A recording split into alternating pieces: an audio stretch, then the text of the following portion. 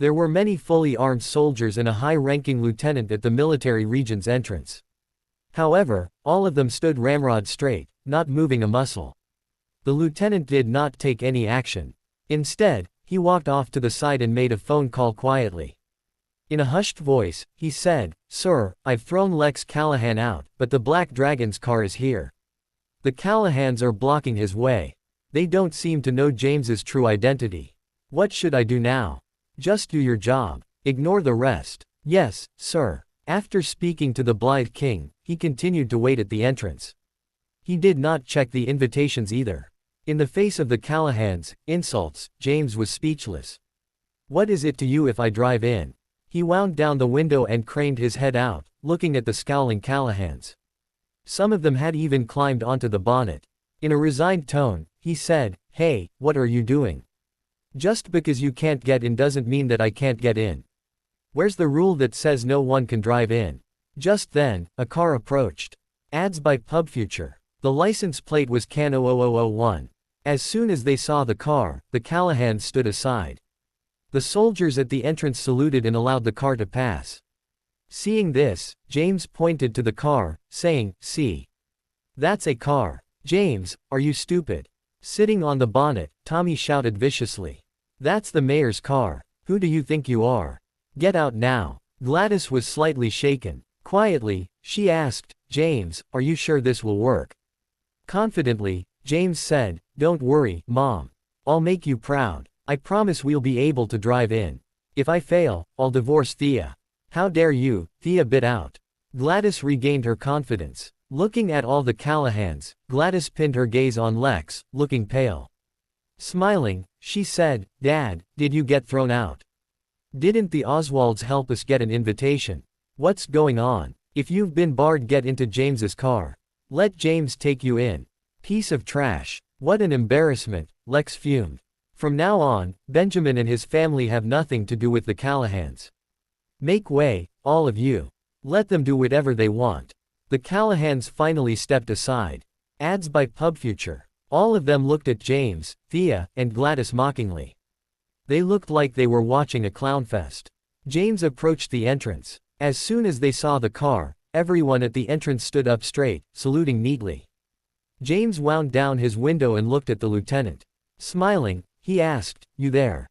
What's your name?" The lieutenant was stunned for a moment before he straightened up and answered, "General, I'm a lieutenant under the Blind King.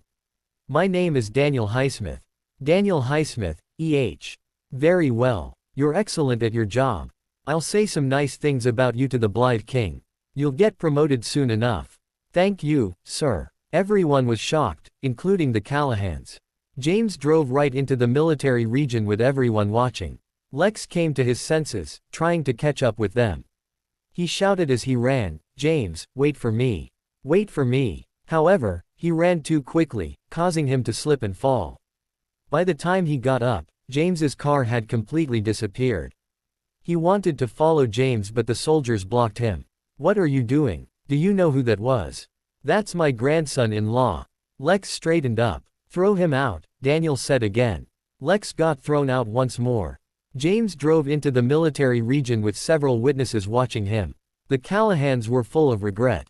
They mocked and humiliated him earlier on, but James had gained access in the blink of an eye. More importantly, the lieutenant was respectful to him. Was James important? In the military region, as James drove, he looked at Thea, grinning. "I didn't lie, did I? Jamie, be honest. Who are you, really?" Thea stared at James. Her suspicions about him started to resurface again. After getting to know James, she had experienced several incredible incidents. The first was when James healed all her injuries. Then, there was the time when Alex Yates dealt with her personally. After that, the Gourmand's owner, Brian Grayson, gifted her with a diamond member card. What happened today was another example. Ads by PubFuture. It was all too unbelievable. James explained, "I was a soldier for 10 years before I retired, so it's perfectly normal that I know some generals. Furthermore, I've told you. This is an impressive car. The Western Border Patrol has no authority to stop this car," while the lieutenant thought that I was a VIP's driver. Gladys was a simple woman. To her, James was just a soldier. He did not have money or authority. However, he did an excellent job this time. She felt perfectly satisfied. Just then, a group of fully armed soldiers approached. As soon as they saw James's car, they made way, saluted, and watched the car leave. Only when the car disappeared did the soldiers march neatly away. Haha, what an honor. Gladys smiled widely. She asked, James, can I exit the car and take a few pictures? Quickly, James said, I think you'd better not. We'll be fine if we stay in the car. If we disembark, we'll get thrown out. Gladys knew she had no choice but to listen to James. James drove toward the venue. There was a stage with seats below it, already mostly filled. All the attendees were in their military uniforms as they were high-ranking officials. Ads by PubFuture. James reminded them, let's stay in the car. We'll get thrown out if we get out of the car. We'll just watch the ceremony from here. And Mom, it's best not to take any pictures. Those in attendance are true VIPs. If the pictures get leaked, it'll be a grave mistake. Then why are we even here? We might as well just watch it on the TV at home. Gladys lost interest immediately. All she wanted was to gain access, take some pictures, and post them to show off. Now that James said she was not allowed to take any pictures, she lost all interest. Thea was interested though. From the side of the stage, they had a good view. They would be able to witness the entire process of the Blythe King's succession ceremony. James, let's go. I want to flaunt this in front of the Callahans. Gladys said. The Callahans had treated her as invisible throughout the years. Benjamin was useless as well, never lifting a finger to defend himself whenever he got bullied. She had had enough. James looked at Thea, asking, Thea, do you want to watch the ceremony? Thea said, since Mom wants to go home, let's go. The ceremony hasn't started yet. We can still make it in time for the live stream. Okay. James started the car and drove away. The soldiers were now checking the invitations. The millionaires were in line, waiting to enter. Just then, James's car reappeared. James, honk the horn to let them know we're here. Beep. James honked the horn immediately. It was dead silent at the entrance of the military region. Nobody dared utter a word. Just then, a horn sounded.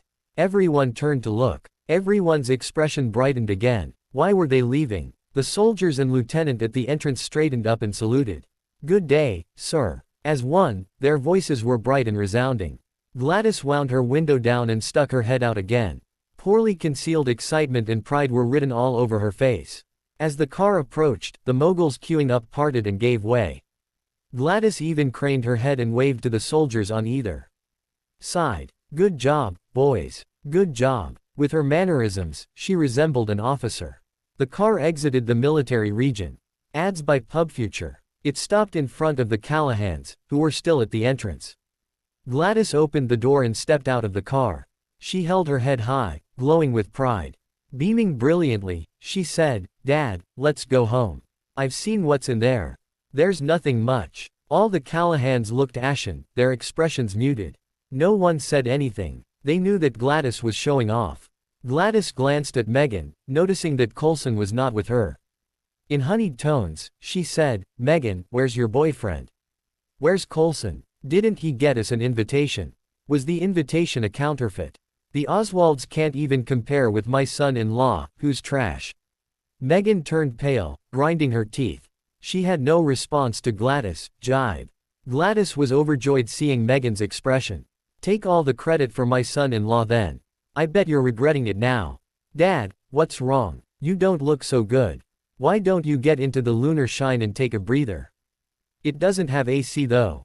With such hot weather, would you be able to take it? Enough. Howard shouted. Gladys, what's all this? Are you trying to make things worse? Gladys planted her hands on her hips, pointing at Howard.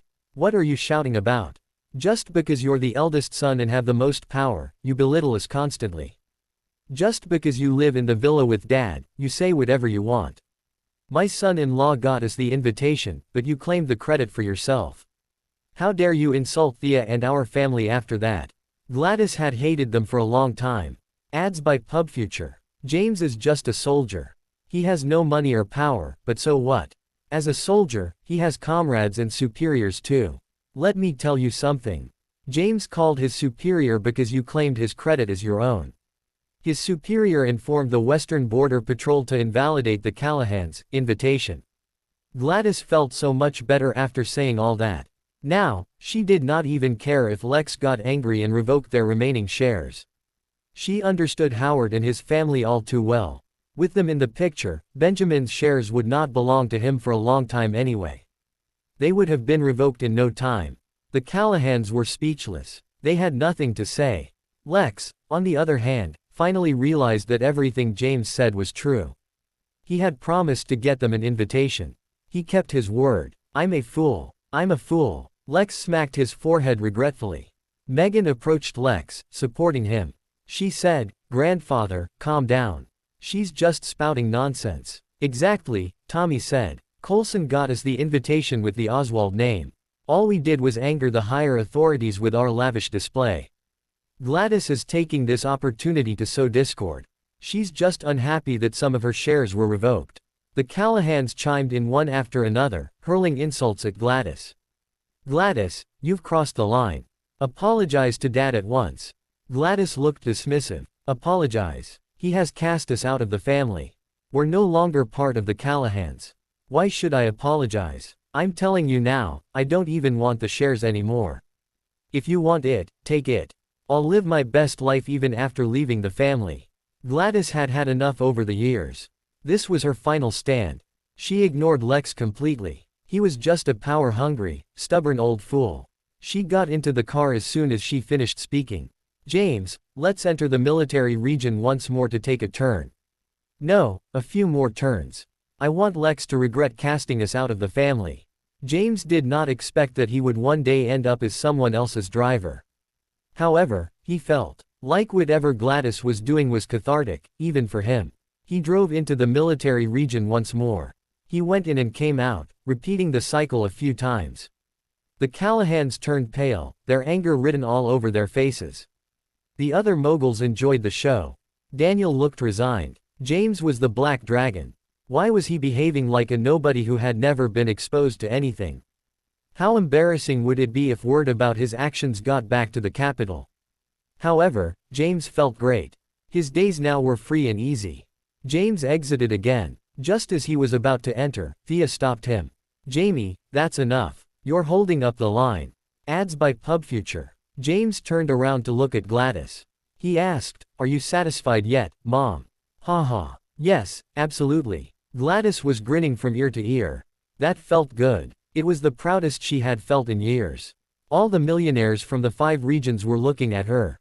How cool was that? James said, "If you're happy now, I must return the car. It doesn't belong to me." Gladys' smile froze. However, since James did borrow the car to make her proud, she did not mock him further. She said, "I'm good.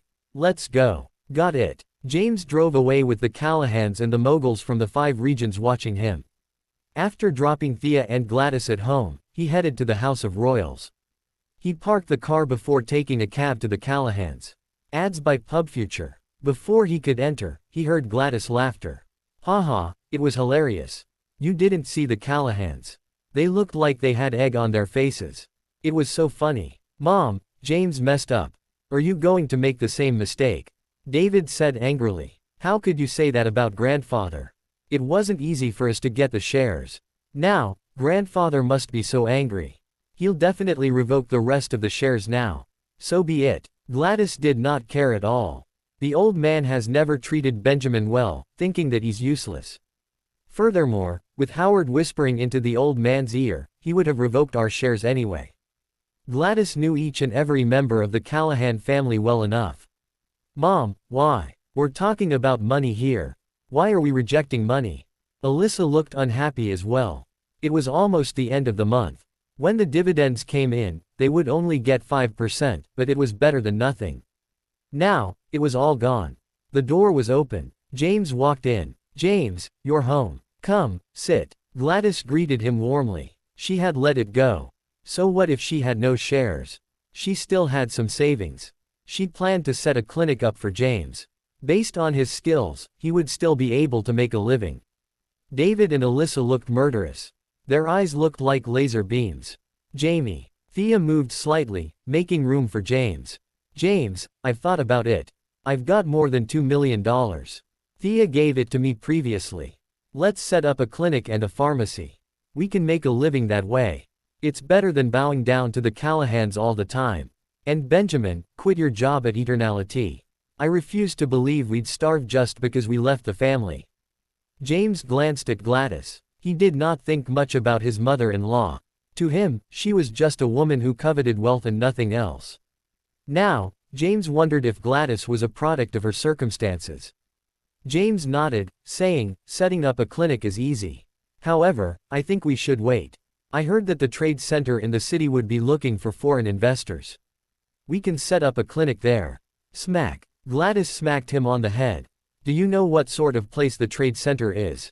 It's an upscale place designed to be the nation's busiest financial center.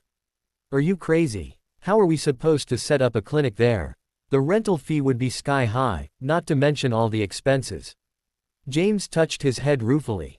Rent. He was going to purchase the entire trade center. If he decided to set up a clinic there, who would demand rent from him? However, he smartly kept his mouth shut. If he told them that he would purchase the trade center, they would think him a fool. As soon as David heard that Gladys was going to fund James's clinic, he panicked. Immediately, he said, "Mom, you can't do this. You'll lose everything if you invest in this piece of trash.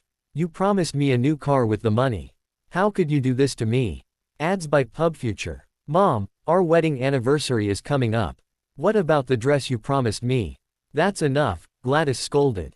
If you're poor, don't spend on what you can't afford. Do you need a new car? Why do you need a new dress? Aren't you familiar with your financial situation? Besides, this money was Thea's anyway. Mom, you're biased. I'm your son. He's just your son-in-law. Gladys smacked David on his head. Look at Tommy. He's working at Eternality as a department manager. And John's son Weston Callahan has set up his own processing plant even though he's not with Eternality. He has an annual income exceeding $10 million. What about you? What have you done? David did not have the guts to argue. He merely glared at James with hatred. Thea smiled but said nothing. Seeing as Gladys approved of James, she was happy. Alyssa tugged on David gently, giving him a look. Immediately, she apologized. Sorry, Mom. We'll stick to what we have. We won't be getting a new car or a dress. Knock knock knock. Just then, someone knocked on the door. Gladys sat down on the couch and looked at David. Well, don't just sit around. Get the door. Ads by PubFuture. Oh, yes. David stood up and opened the door. A few people were standing outside. They were not strangers but familiar faces. It was Lex, Howard, John, and a few other important family members. All of them came bearing small gifts. Howard smiled. Davy, are your parents home? Gladys' voice rang out from within. Who is it, Dave? David replied, it's grandfather and our uncles. Gladys rose immediately, making her way to the entrance. As soon as she saw the crowd gathered outside, she said sarcastically, how rare. We've had this house for so many years, yet this is the first time you've visited. I don't think our tiny hut will fit all of you. After that, she pointed outside. Get lost. Come on, Gladys. Please drop it. Dad's here to apologize, Howard said. Think about it. Old as he is, Dad has come to apologize in person. Are you really going to not invite him in? If word gets out, everyone will say that you're a terrible daughter-in-law. They can say whatever they want. People have insulted me plenty over the years anyway, Gladys said disdainfully. What are you doing here? Now that you know James has some power, are you here to suck up to him? Sorry for disappointing you. He's just a soldier without any rank. Even though his superior can pull some strings and is familiar with the Western Border Patrol, he can only borrow the car once. He can't do it again. Gladys knew exactly why Lex was here. Not caring that he was her elder, she snubbed him. Mom, what are you doing? What's with the attitude? How could you treat grandfather this way? Yeah, who do you think you are?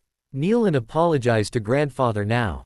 The Callahans took turns to criticize Gladys. Gladys changed her tune at once. Smiling, she said, Dad, my house is too small for you since it's not a villa. We haven't got many chairs either. Since there'll be no space inside the house, I think you should stay outside. We can discuss whatever it is you came to discuss here. Oh, and you brought gifts too. Davy, where are your manners? Take the gifts. Okay. David accepted the gifts from the Callahans. However, there were so many gifts that he could not take them all. He shouted, "Lisa, help." David passed Alyssa the gifts in his arms before reaching out for more. Lex tried his best to remain calm. Leaning on his cane, he said, "Gladys, we're family. Whatever differences we had in the past, we should let them go. I'm here to reinstate you as part of the family." "Dad, it's fine." Gladys waved her hand. "This is great for us. At the very least, we won't have to live by your rules anymore. As we're able-bodied, we'll survive even without you." "Gladys, how can you?" "What?" "Howard, let me remind you that this isn't the villa. You lack the authority to order me around here." Ads by PubFuture. Overhearing the argument from inside the house, James smiled. Thea was slightly anxious. They were a family after all. Why was her mom making things so awkward? She got up and approached the entrance. "Mom, forget about it. Forget about it," Gladys roared. "Haven't you been through enough? Have you forgotten how they used to mock and humiliate you?" Thea turned beet red, not knowing what to say. Gladys turned back to Lex. "Dad, we don't want the shares anymore, much less listen to you. You can leave now." Slam. She shut the door in their faces. The Callahans turned pale. Howard pointed at the closed door, shaking from head to toe in anger. "Dad, look at them. Gladys is terrible." Ads by PubFuture. Relentlessly, John knocked on the door. He shouted, "Benjamin, you worthless B*****. Where are you? Open up. Dad's here." However, the door remained firmly shut despite his continuous knocking. "This is horrible. How could they do this? Grandfather, why do we want them back in the family? Just let them be." "I agree. Now that we've signed the contract with Celestial once more, I don't think they will back out. There's a huge penalty for breaking the contract." "Dad, come on. Let's go." 11. The Callahans shared their opinions one after another. Lex sighed deeply. "Let's just wait till they cool down." After that, he walked away, leaning on his cane. In the house, Gladys examined the gifts from the Callahans. "Ooh, Citronelle. Look, it's a box of limited edition yellow crane. It must have cost tens of thousands. There's wine and cigars. Benjamin, sell them to the kiosks outside our area tomorrow. Let's see how much we can get for them." Benjamin, who had been silent all this time, answered his agreement. "Mom, is this necessary? We're family. Why make things so awkward?" Thea asked in a small voice. "What do you know?" Gladys shouted. "I've had enough. This is excellent. Now, I don't have to play by their rules anymore. And David, you'd better buck up. Forget about your job at Eternality and get a new job. We'll be fine without the Callahans." "Okay," David answered quietly, hanging his head. James yawned. He had not slept a wink after all the excitement last night. "Thea, I'll be taking a nap in our room." Thea waved her hand. "Go on." After that, she took her phone out and watched the live stream of the Blythe King's succession ceremony. Ads by PubFuture. James entered Thea's room. He had been staying in her room for a while now, but he had always slept on the floor. Instinctively, he reached for the mat inside their wardrobe, but since Thea was outside and would not be using the room, he fell onto the bed without further thought. At the Callahans' villa. Pitifully, the Callahans returned. Lex started smoking. All the other family members looked furious. They blamed Benjamin, insulted Gladys, and made ill remarks about the family. "Enough!" Lex roared. Everyone shut up immediately. Lex took a drag from his pipe and said, "Transfer 20% of the shares to Benjamin and his family. Wait till after they've cooled down to send the contract over. Howard, be sure that you deliver it by hand. You have to earn the entire family's forgiveness." The Callahans panicked hearing this. "Dad, are you insane? 20%. How could we give it to them just like that?" Ads by PubFuture. "Exactly, grandfather. On what grounds? The entire family is useless. We built this business from the ground up. Why should we give it to them?" "What? Are you disobeying me?" Lex roared. "I'm not dead yet. As the head of the family, I decide who gets the shares. And get Thea. Howard, make her executive chairman once more. You'll assist her. Ensure that you maintain a healthy relationship with Celestial. As long as we're on good terms with Celestial, our business will only improve." "Yes, Dad." Howard looked down. Even though he was unwilling, he knew that his father's words were law. Lex continued, my 80th birthday is coming up in a few days. I want the banquet to be at Kensington Hotel. Pull whatever strings you can and reserve an entire floor. Make it as grand as possible and send invitations to all the VIPs we know. Howard could not help but ask, Dad, how much are we planning to spend on this? Lex thought about it before saying, 30 million. Howard, you're in charge of this. I want it to be a lavish affair.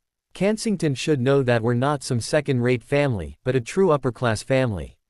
Do you understand? Yes, Dad. I'll do as you say. Howard nodded, happy as a lark.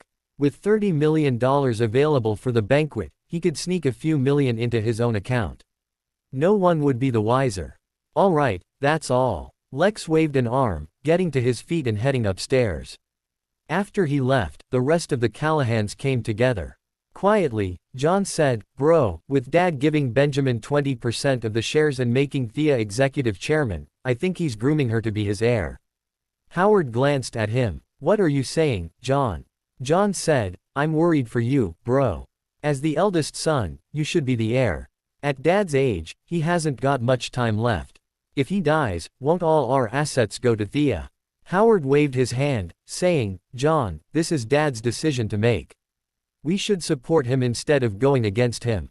As for who's the heir, Dad has the final say, got it? Got it. I might have overreacted. It was a big day in Kensington today. The Blythe King would officially be the commander-in-chief of the 5 armies. 3 of the Great Four's patriarchs were tied to chairs and beheaded. Their heads went missing. All the Xaviers planned to evacuate Kensington. However, James saw this coming. He sealed off sea, land, and air travel, effectively cutting off the Great Four's escape routes. None of them would be allowed to leave Kensington.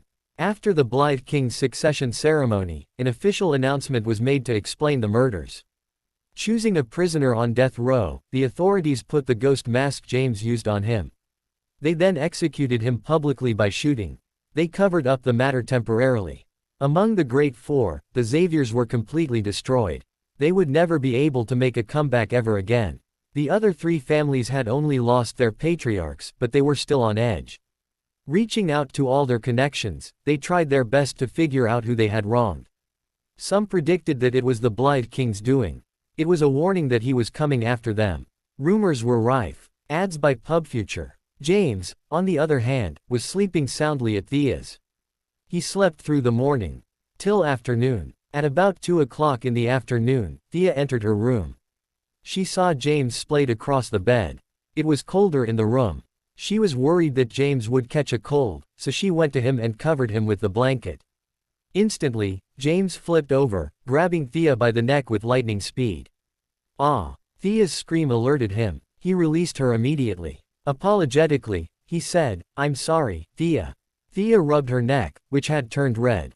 She looked angry. What was that for? James looked embarrassed. He was used to guarding the border. It was a dangerous place to be as lives could be lost anytime. Even when asleep, he was always on high alert. The softest noise would wake him up. Occupational habit. James rubbed his head and looked at Thea, who was still touching her neck. Tenderly, he asked, Are you all right? I'm okay. Thea was uninjured. It was just that James was too vigilant. If they lived together, what were the odds that he would choke her to death one day? Ads by PubFuture. I'm sorry. James looked apologetic. Thea narrowed her eyes at him, asking, What were you doing last night? You slept through the entire morning. I was worried that you'd be angry, so I couldn't sleep, James lied smoothly. If Thea found out that he murdered the patriarchs of the 3 families. Thea found it endearing, but she put on her best poker face. I don't believe you. You didn't even call once. You must have been with another woman. James promised, I wasn't. Thea pouted. Fine, I believe you. Come with me to the job fair later on. I'm looking for a new job. Now that she was on bad terms with her family, she could no longer work at Eternality. Even though she was looked down upon and ridiculed throughout the years, she was still motivated. She pursued her academics, enrolling in a variety of courses. She had dreams and hopes. She did not want to waste away at home. Why don't we talk about it later on? James said. He was planning to purchase the trade center in the city. It would attract several big organizations in the future, and James had plans to set up his own as well. During the 2 weeks as Eternality's chairman, Thea did an excellent job. When he set up a company, Thea could run it. No way. Thea looked unmoved. Without a job, how would I survive? Are you going to buy me beautiful dresses, luxury bags, and cosmetics? Sure, why not? I've saved up some money from my time in the military. I'm not in the habit of spending a man's money. All right then. James did not say anything else. If Thea wanted to work, she should. At any rate, he was still in the planning stage, unsure when it would come together. Go wash your face. I'm going to get changed. Okay. James nodded and left the room. There was no one in the living room. Everyone else had probably gone out. Having just woken up, James washed up blearily in the bathroom. Then, he waited for Thea in the living room. Soon, Thea emerged from her room with a change of clothes. Thea wore a crisp white shirt with a pencil skirt and high heels. She looked like a successful woman. Ads by PubFuture. She had an excellent figure too. With her long, black hair hanging down her back, she looked like a mature, capable lady. You're gorgeous. James complimented Thea, looking at her like she was a piece of perfect art. Thea pirouetted on the spot, smiling slightly. What do you think? James gave her a thumbs up. Beautiful. What did I ever do to deserve such a beautiful wife? Thea turned her mouth up. Don't be so smug. I wouldn't have married you if you hadn't healed me. Mom's right. If you open up a beauty salon, business would be booming. I wouldn't need to go to work then. Could just stay at home and enjoy life as a rich lady. James rubbed his chin. A rich lady. He had never calculated his worth before this, but he discovered that he had more than 200 billion worth of assets yesterday. He was no doubt the wealthiest man in Kensington. However, he sent Henry back to the Southern Plains to bring in more income so he could purchase the city's latest trade center. Don't worry, darling. I'll make sure you become a rich lady one day. Don't make promises you can't keep. Let's go. It's almost 3 o'clock now. Any later and we'll miss all the big organization's job offers. Okay. Ads by PubFuture. James got up. They left the house together. Thea did not own a car. James did, but that was the Black Dragon's vehicle. He did not want to use it. As such, they got onto the electric to the job fair nearby. Thea sat behind James, hugging his waist. She leaned her head against his back, a blissful smile on her face. Leading a simple lifestyle, they had no McCarty van or BMW. However, this was better than riding in a van or a BMW. This way, they had the opportunity to enjoy the breeze and be closer to nature. Jamie, tell me about your time in the military. Riding the bike, James smiled. There's 10 years worth of stories. I could spend 10 whole days telling you, and I still wouldn't be done. Let's save it for another time, okay? I'm just curious. You're a soldier. How did you get into the field of medicine? Kensington's the capital of medicine. All the doctors are here. I grew up at an orphanage where the director used to be a doctor, who's the type to keep to himself. I picked up a few things from him when I was young, mostly home remedies. My skills are nothing to shout about. Henry's skills are amazing. If he wasn't keen on keeping a low profile, he'd be famous by now. Really? Who's better? Henry or Christine Fallon? Who's Christine Fallon? And you claim to know so much about medicine. How could you not know who Christine is? You know who Jay Fallon is, right? He's the best doctor in Kensington and the president of the Doctors Association. Christine is his granddaughter, who's even better than he is. James really did not know. He was the Black Dragon of the Southern Plains. How would he know these people? Using his electric motorcycle, James took Thea to a large-scale job fair nearby. Once they arrived, Thea said, Jamie, why don't you wait for me outside? I'll take a look by myself. James said jokingly, why? Am I an embarrassment to you? Thea hurriedly explained, of course not. It's just that it might take a long time. I'm worried that you'll feel bored. There's an internet cafe nearby. Why don't you play some games there? I'll call you when I've finished. Thea pushed James gently. As a woman, she had read many books on relationships even though she had no prior experience. All the books stated that men hated to wander around aimlessly with women. She was honestly worried that he would get bored. I don't know how to play any games. I'll come with you. I'll be worried if I'm not with you since you're so pretty. James smiled. Thea felt warm inside. She nodded like she was a chick pecking at grains. Whatever she said, she had hoped that James would stay with her. Both of them entered the job fair together. Several companies had set up their recruitment booths there. There were young adults in suits and ties or professional dresses walking about, trying to find a position suitable for them among all the companies. James asked, "Thea, what type of job are you looking for?" Ads by PubFuture. Thea said, "Let's take a look. As long as it's suitable, I don't mind the nature of the job. I don't have much working experience anyway.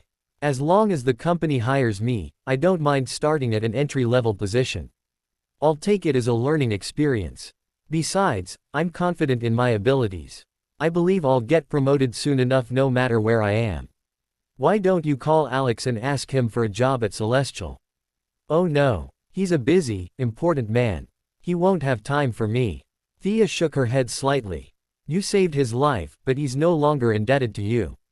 Furthermore, we can't depend on other people our whole lives.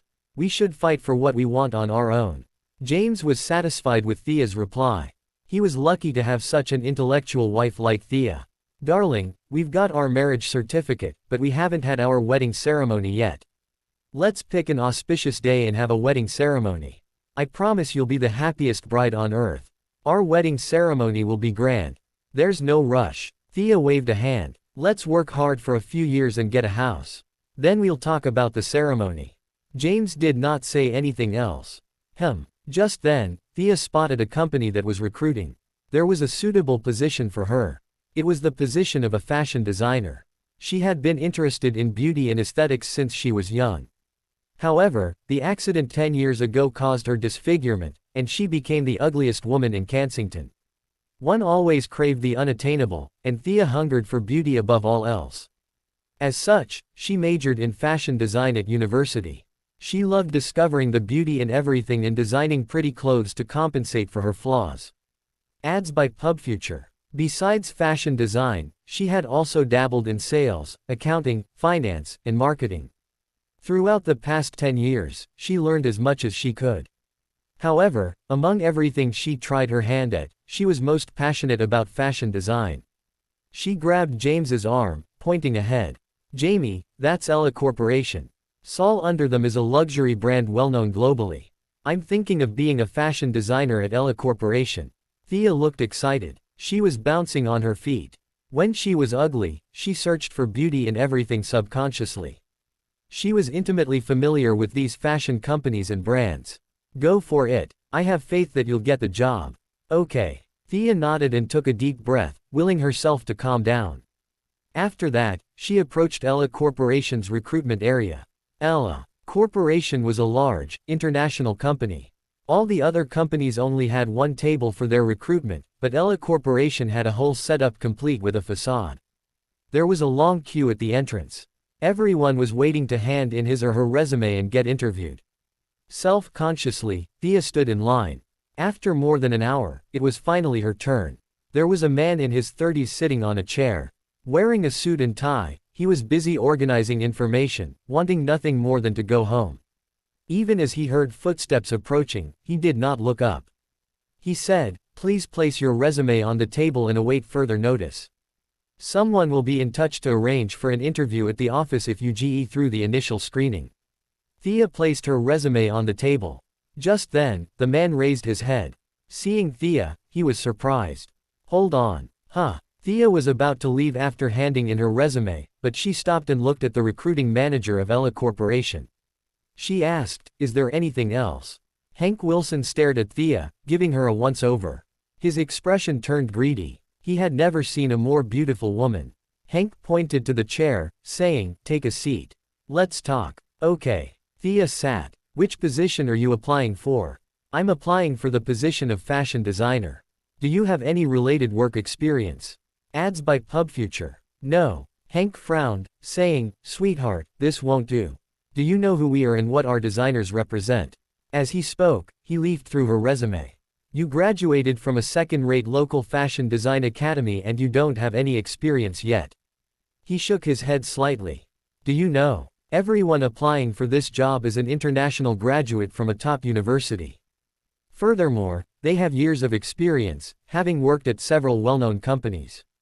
Where's your advantage?" Thea said, I may not have any work experience, but I understand fashion design just as well as them.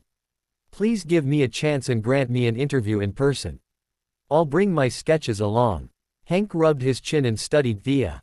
His gaze landed on the smooth column of her neck. Slowly, his eyes traveled down. Noticing the front of the shirt fit to burst, he swallowed. After that, he pretended to read her resume once more. Learning that she was the former executive chairman of Eternality Group, he knew who she was immediately. She was Thea Callahan. Everyone was talking about them right now. This morning, the Callahans had made a complete fool of themselves. Lex faked an invitation to attend the Blythe King's succession ceremony and got thrown out.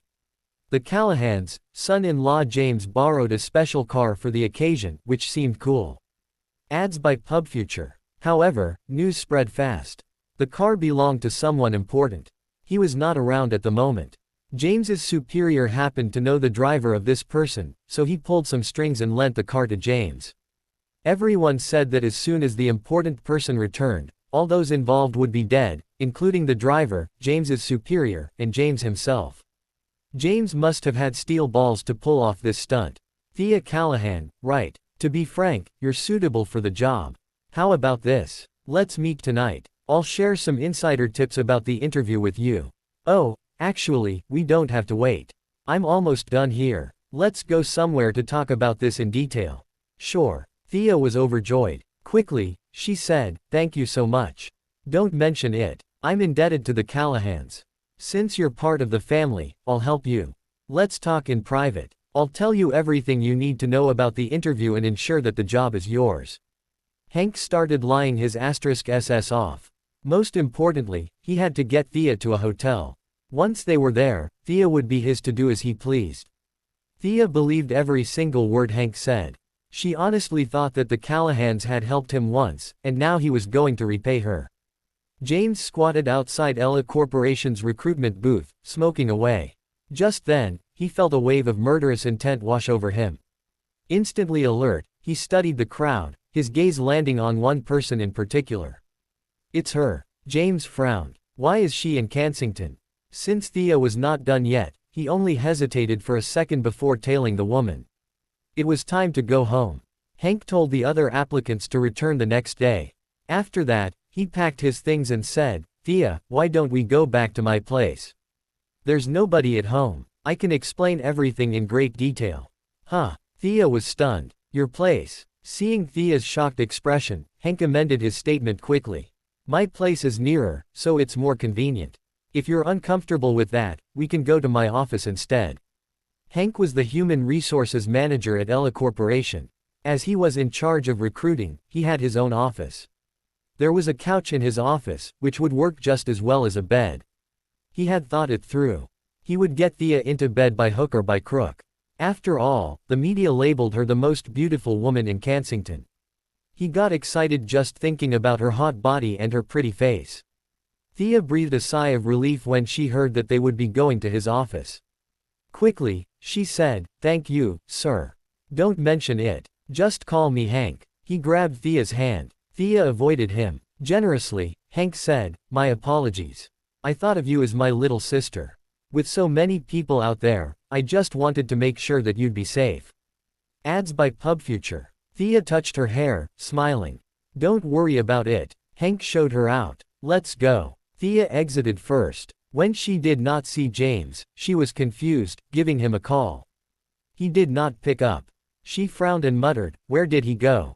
Thea, let's go. Okay. James had left. Thea did not give it much thought.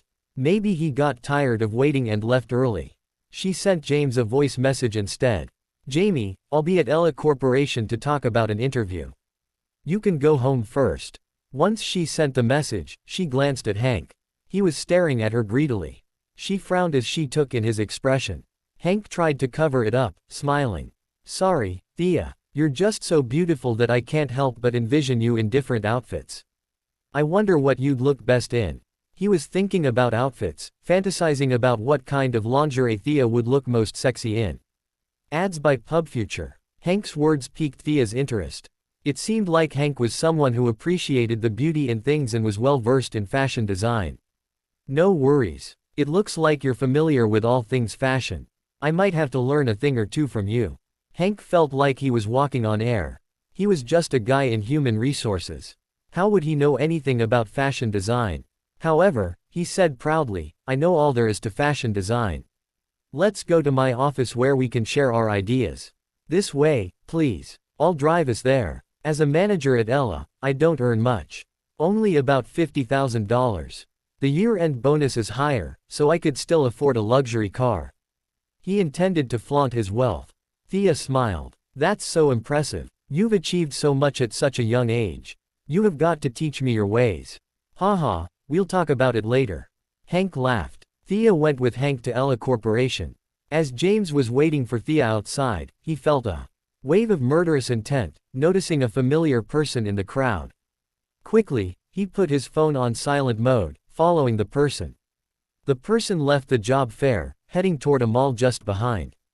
He followed the person into an underground parking lot via the mall's back entrance.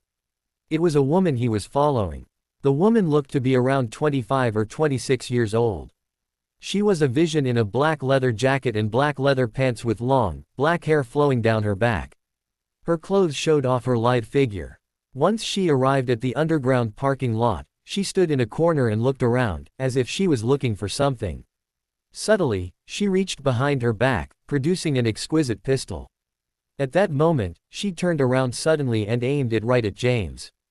Seeing that it was James, she panicked. She put the pistol away quickly and stammered, "It's you." James sauntered over and leaned against a stone pillar, studying the woman who looked deceptively innocent. Mildly, he said, "What are you doing here? Why aren't you at the border of the Southern Plains?" James had seen this woman before. She was a key member of a band of grave robbers. He had caught her pilfering an ancient tomb before. However, since they were robbing the enemy's ancient tomb, he let them go without much fuss after requesting a large ransom from them. They had always been at the border. Why were they in Kensington now? Black Rose was nervous seeing James. Little drops of sweat beaded her face. He was the Black Dragon, the general of the Black Dragon army from the Southern Plains. Why was he here instead of guarding the border? Ads by PubFuture. General, I followed someone here. James looked at Black Rose. Followed someone. He had felt a wave of murderous intent before this. However, it did not emanate from Black Rose. Black Rose might have been skilled, but she was not that terrifying. Whoever it was, they had to have murdered several people to attain that kind of murderous intent. Black Rose was not going to lie to James. "Sir, we entered an ancient tomb and obtained a treasure. However, we were ambushed. I was the only one who managed to escape. I followed the attacker to Kensington, but the trail has gone cold." James did not care about these matters anymore. He narrowed his eyes at her, saying, "This is Kensington, not the border. Play by the rules here and stay out of trouble." With that, James turned to leave. "General." Black Rose panicked. She stepped toward him quickly and grabbed his hand. Ads by PubFuture. James's expression darkened. He grabbed Black Rose by the neck, lifting her off the ground. Coldly, he asked, "What are you doing?" With her neck in a chokehold, Black Rose turned red. With great difficulty, she said, "Yes, sir, I'm sorry. I wasn't thinking. I meant no harm. Please hear me out." James dropped her onto the ground as if she was a sack of potatoes. Black Rose went onto her knees instantly, her forehead touching the ground. "Please take me in, sir." Carelessly, James said, "What do you mean?" Black Rose said, "Everyone I know gave their lives for this treasure. I have the key with me. Since the enemy eradicated our team with such ease, they must be powerful. Please grant me your protection. I'm willing to give you the key." James would have dismissed it previously. However, this piqued his interest. He waved a hand. "Stand." "Yes, sir." Black Rose got to her feet. James asked, "So which tomb did you rob and what treasure did you get?" "The Prince of Orchid Mountain's tomb. We obtained an ancient treasure chest there. Rumor has it the box contains a treasure of immeasurable value. It unlocks the secret of moonlit flowers on Cliffside's edge, which has been passed down for thousands of years." James's expression darkened once more. Moonlit flowers on Cliffside's edge. Who is the Prince of Orchid Mountain? What did the treasure from the tomb have to do with his family heirloom? The Prince of Orchid Mountain's tomb, the treasure chest, the key, moonlit flowers on Cliffside's edge, and Black Rose. James looked at Black Rose, gracefully clad in a black leather jacket. He got lost in his thoughts. Was it just a coincidence, or was all this part of some bigger plan? General, please grant me your protection, Black Rose said again, a pleading expression on her face. James glanced at her. You just told me that someone murdered all your companions. Not only did you not run away, but you followed the attacker to Kensington. Now, you're asking for my protection. How is this logical? Black Rose explained, the murderer who took the chest isn't the mastermind. The murderer wants the box for himself, so he did not hand it over to the mastermind. Instead, he escaped to Kensington, lying low. It's why I followed him here. I have the key. If the mastermind finds out, I wouldn't survive.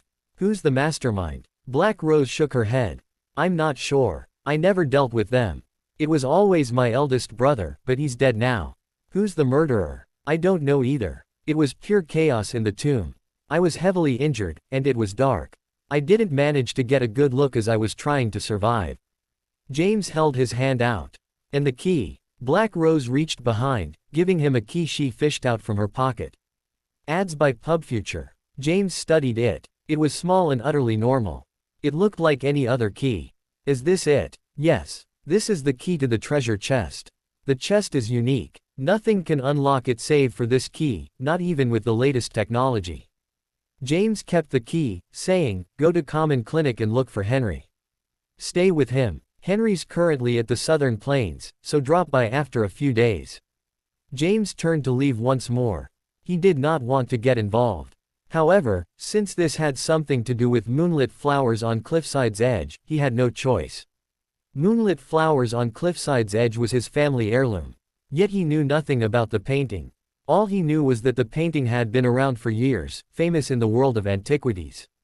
Currently, it was the most expensive painting in the world. Several fake paintings cropped up, but no one had seen the real painting. After James left the parking lot, Black Rose left quickly as well. James took his phone out after leaving, noticing that Thea had called him and left a message. Ads by PubFuture. He did not call her back, returning to the job fair on his electric motorcycle instead. Ella Corporation. It was an international, well-known corporation. As Kensington was a big city, Ella Corporation had set up a branch here. Human Resources, the manager's office. Thea sat on the couch, her legs pressed together. She was holding a cup of water Hank had poured for her. He was staring at her. She did not know what to do. Hank. Thea, the weather is hot. Drink some water. We'll talk after this. Hank stared at Thea. From his angle standing up, he could see down her shirt, which revealed a hint of what he would be enjoying later on. He was getting excited. He had drugged the water. As long as Thea drank the water, she was his to do as he pleased. Drink up, Thea. Hank could not wait anymore. He was fantasizing about what was to come. Staring at Thea's amazing figure, his mouth dried up. Thea sipped from her cup. Hank heaved a sigh of relief when he saw her drink. He sat down opposite her and started chatting her up. Now he just had to wait for the drugs to kick in. Thea, you're the most beautiful, most elegant woman I've ever seen in my life. Thank you. Oh yeah. Thea, I heard that your husband is Lex's hand-picked candidate. He's an orphan and a retired soldier. Why are you with him? You could definitely do better than him. Why not consider a successful young man who's wealthy? As he said that, Hank straightened up. I know someone. He's young, already a manager at a big organization with a monthly income of $50,000. He has a house and a car. Why don't you divorce James? My friend would be good for you. The friend he was talking about was himself. However, he was smart enough not to make it so obvious. He was testing Thea. Thea felt warm. She pulled her shirt up slightly and fanned herself. Noticing Hank's perverted gaze, she blushed. Looking away, she said in a small voice, sorry, Hank. I'm feeling a little warm. It's not warm. The AC is on. Hank took the opportunity to sit down beside Thea. He touched her forehead. Do you have a fever? Thea avoided his touch, twisting away from him. Hank, about the job. There's no rush. Ads by PubFuture. Just then, Thea felt dizzy. Her body was burning up. Could the water? She knew that something was wrong. Standing up, she said. Hank, please excuse me. Where's the bathroom? I have one in my office. Hank pointed to a door. Thea had no choice. She quickly stood up. As soon as she stood, she felt dizzy, almost toppling onto the couch. Hank caught her just in time. Faking concern, he asked, Thea, are you alright? I'm not sure. I feel slightly dizzy. Let me go to the bathroom and freshen up. Thea shook her head slightly and stood up again. Even as everything spun, she went to the bathroom and locked the door behind her. Quickly, she called James. James was on the way back when he answered the phone. Jamie, I might have been drugged. I'm at the Human Resources Manager's office at Ella Corporation. Please come quickly. I'm feeling hot. Thea called James from Hank's bathroom. Ads by PubFuture. After she hung up, the world spun. She could no longer keep her eyes open. She was so sleepy. She turned on the tap and kept splashing her face with water. That kept her alert. James was furious. How dare anyone go after his wife? He dumped his electric motorcycle and rushed to the middle of the road, flagging down a car by the roadside. The driver braked, tires screeching. Black smoke billowed due to the friction. The driver looked at James and wound down the window. Viciously, he yelled, "What the FCK?" James approached, opened the door forcefully, and threw the driver out. Then, he raced to Ella Corporation at top speed. James was so worried about Thea that he did not notice there was a girl in the back seat. She was so terrified she did not even say a word. James was too intimidating. She was sweating all over. Ella Corporation, the Human Resources Manager's office. Hank had removed his shirt, revealing his muscles. Looking at the bathroom door, he licked his lips, smirking. The most beautiful woman in Kensington. I get to enjoy you today. As for the consequences, he had given it some thought. Based on what he knew, Thea had been cast out of the family. She was no longer part of the Callahans. Otherwise, she would not be looking for a job. As for her husband James, he had done something stupid by borrowing the car. Once the important person returned, he would be dead. There was nothing to fear. Furthermore, he would be recording the whole thing. Thea would never say a word. I'm coming for you, Thea. In the office, Hank took off all his clothes. He walked to the bathroom and pushed the door, only to discover it was locked. She's quite alert, he bit out viciously. Knocking on the door, he shouted, Thea, open up. In the bathroom, Thea kept splashing her face and even her head with water. Her clothes were soaking wet, clinging to her body and putting her curves on full display. However, the drugs were powerful. No amount of water could negate their effects. She grew warmer and warmer. She felt as if bugs were crawling inside her, a primal desire rising. She had never felt desire like this before. She squatted on the floor, pulling at her clothes and scratching at her skin.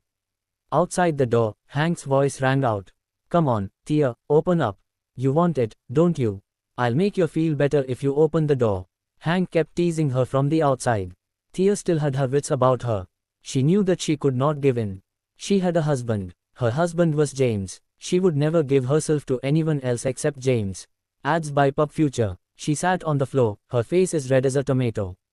She looked like she was in pain. Hank had been calling out for minutes, but Thea still did not open the door. He was so angry that he started kicking the door. He wanted to kick it down. Anyway, everyone had gone home. There was no one around. Even if he made a racket, no one would know. He could always get someone to repair the door the next day. How could he pass on this golden opportunity? He kicked the door repeatedly.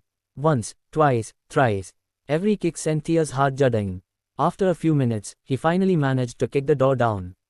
He swallowed as he saw Thea squatting on the floor, soaking wet. Her face was beet red. Immediately, she hugged herself. Looking at her, he said playfully, How do you feel? Terrible. Beg me for it. Beg me and I'll help you out. He no longer wanted to rush things. This was his office. He could do whatever he wanted with Thea. Smiling, he took his phone out and started recording. He bent down and forced Thea's arms away from her body, tearing her shirt open. There was a ripping sound. Thea's buttons popped, revealing white lace and pink skin. Perfect. Absolutely perfect. Hank admired Thea. He was going to take his time. He wanted to wait till Thea could barely take it, begging him to take her instead. Ads by PubFuture. Beg me, Thea. Beg me to take you. Thea felt dizzy. She wanted to respond, but her instincts told her to keep her mouth shut. She bit her tongue, using pain to keep her last ounce of logic about her. She knew that James was coming. After James received Tia's call, he stole a car and raced to Eller Corporation at top speed, disregarding all traffic lights and rules. "Hey, who are you?" "It's after office hours." James walked into Eller Corporation furiously. A few security guards approached, shouting, "You, freeze." James clenched his fist and punched one of them. The guard flew a few meters away. He smacked into the ground and lost consciousness. "Someone's causing trouble, quick." Some of the guards called for backup. James came up to a guard, lifting him off the ground. Coldly, he asked, "Where's the Human Resources Manager's office?" He resembled a beast at that moment. His eyes were red. He radiated hostility. The guard was so terrified he wet himself and started shivering. "Oh, on the third floor." James tossed him aside. Just then, several guards approached with electric batons. James clenched his fists and rushed at them. He knocked them out mercilessly, his face a hard mask. They were defeated in no time, lying on the ground with broken limbs, moaning in pain. James rushed up the stairs to the third floor. He saw the manager's office. Inside the office, Hank dragged Tia out, throwing her on the couch. Tia's clothes were in tatters. She was going to lose her mind. Hank was like a cat playing with a mouse, wearing a playful expression. "Come on, Tia, beg me, beg me." Tia bit her lip. Even though her body could no longer take it, she refused to say anything. Just then, something happened. Crash! Someone kicked the locked office door down. The office door collapsed. A man rushed in furiously, veins popping on his face. Who are you?" Hank turned just in time to see the door collapsing and a man rushing in. He felt the temperature in the room drop, feeling like he had been plunged into ice. Involuntarily, he shivered. James walked to him. "Who are you?" James saw Tia lying on the couch, her body soaked in her clothes in tatters. Anger rose within him. He reached behind him, producing 2 silver needles. Swoosh! The needles flew out from his hands. "Ah! Ads by Pub Future," Hank moaned. He was now blind. James grabbed his arm and pulled hard. Crack! His arm was broken. A leg stepped on his knee. Hank's knee fractured, his body falling limply to the ground. He had been crippled. A foot stepped on his chest. James put more weight on it, breaking Hank's ribs without much effort. Hank was stunned. Just then, he felt terrified. Was this the devil? He had barely understood what was happening before losing his sight, limbs, and ribs. The security guards who were there turned pale. They stood at the entrance of the office, none of them lifting a finger. James stamped on Hank's heart. "Ah!" Hank screamed before he lost his voice. His head drooped to the side, breathing his last. Ads by Pub Future. After killing Hank, James came to the couch. "Tia, it's me, James." Tia was losing consciousness. When she heard a familiar voice, she opened her eyes slightly. Seeing it was James, she breathed a sigh of relief. "Jamie, shush, I'll take you home." James gave Tia a pill which knocked her out at once. As soon as James saw Tia, he knew the drugs were still in her system. He had to get them out of her system before they caused problems. In a best-case scenario, the drugs would affect the nerves in her brain, possibly resulting in dementia. In a worst-case scenario, she would die. With the silver needles he carried everywhere, he punctured Tia's skin, releasing the toxins in her body. After that, he carried Tia in his arms, finally leaving. Several security guards gathered at the entrance of the office. Some of them were carrying electric batons, but none had the guts to stop him. As James approached with Tia in his arms, they retreated. "No, no." The sounds of police sirens echoed outside. James frowned. Immediately, he made a call. The Blight King was in the middle of a meeting when his phone rang. Noticing that it was an unknown number, he lifted his hand to halt the meeting. "Hello, who is this?" "It's me, James. I've killed someone at Eller Corporation. The police are involved now. Cover it up for me." "Black Dragon, I'm not your subordinate. You can't tell me what to do. I'll murder all the witnesses then." Don't be rash. I'll get it done." James heard the siren. He knew that the police were coming. However, he did not want everyone to learn about the things that had happened today. Tia was just an ordinary woman and had already endured enough abuse. James did not want the police to get involved because the news would spread, and chaos would break out in the city. Although Tia was alright, it would definitely spark rumors if word got out. She had been the center of gossip for too long. James did not want the matter to cause her any more trouble. Thus, he phoned the Blight King. After the call, he returned to the office and sat on the sofa, waiting for a reply. Meanwhile, dozens of security guards gathered at the door. Their faces were beaded with sweat and they wielded electric batons, afraid to enter the office room. Inside the office, Hank's lifeless body was lying in a pool of blood on the ground. The Blight King was in a meeting when he received the call from James. He had heard of James' temperament and was worried that James would act recklessly. Ads by Pub Future. He immediately called off the meeting and issued an order, call the police. Inform them to overlook the affairs at Eller Corporation and that the military will take care of it. Prepare the car immediately. I'm going to Eller Corporation. Eller Corporation. It was past office hours, yet many employees were still working overtime. On the first floor, more than a dozen security guards were lying on the ground with either injured hands or legs. The injuries were not minor fractures but caused by being snapped with extreme force, which caused their limbs to be completely broken. The security guards lay on the ground and groaned in pain. A few of them even passed out from blood loss. The police arrived, blocked the scene, and ambulances were dispatched. The team was a fully armed specialized police unit.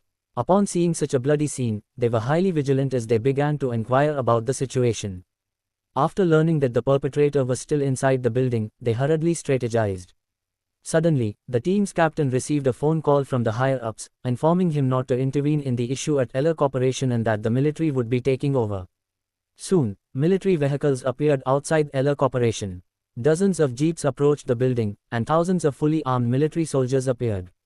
Immediately, they drove away the onlookers outside the building and chased the police out. James waited in the office for about 10 minutes before the military finally showed up and forcibly detained the security guards. Ads by Pub Future. A burly middle-aged figure walked into the office and glanced at Hank's lifeless body lying on the ground. Then, he turned his gaze to James, who was sitting on the sofa with Thea in his arms. He approached them and reprimanded with a hint of dissatisfaction on his face, "James, you are in Kensington, not the Southern Plains. How could you be so ruthless?" James stood up carrying Thea and replied, "I'll be leaving through the back door.